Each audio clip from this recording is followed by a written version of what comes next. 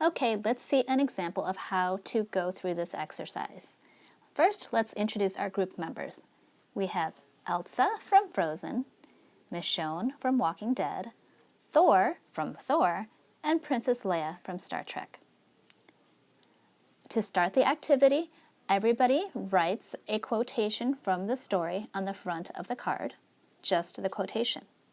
Then, on the back of the card, each person writes what that quotation means or his or her reaction to that quotation, but you don't say anything yet.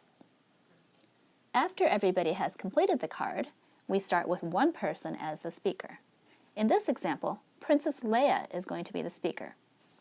As the first speaker, her job is to read the front of her card, the quotation that she picked, out loud for the rest of the group. Let's see what she picked. I picked these lines from the Laocoon passage in the Aeneid. Et primum parva duorum, corpora naturam serpens, amplexus uterque implicat, et miseros morsu depascatur artus. Notice, when Leia reads her lines, she only reads the front of the card. She does not tell the group what her reaction to the statement was. Now that Leia has finished, it will be Elsa's turn. Her job is to provide a reaction to the lines that Leia just stated. Only the lines that Leia stated, not her own card. So Elsa says, Leia, the phrase miseros artus is interesting.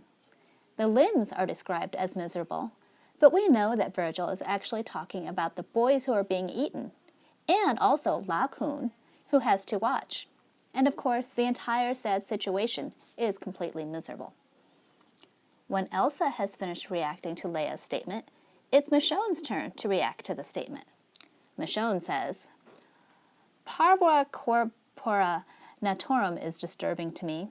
The whole scene is sad, but more so because parva corpora makes it seem like Laocoon has small, young boys. It's really sad when you think of small children being eaten by a snake instead of big teenagers. Notice, those two are the only ones who are speaking during their turns. Now it's Thor's turn to react to Princess Leia's statement. Thor says, the word order here is all tangled and jumbled. Virgil starts talking about the bodies of the boys, then he talks about the snakes who are eating the boys, and then he talks about the limbs of the boys. It is like they are all getting tangled up together. Maybe that's how it was supposed to be.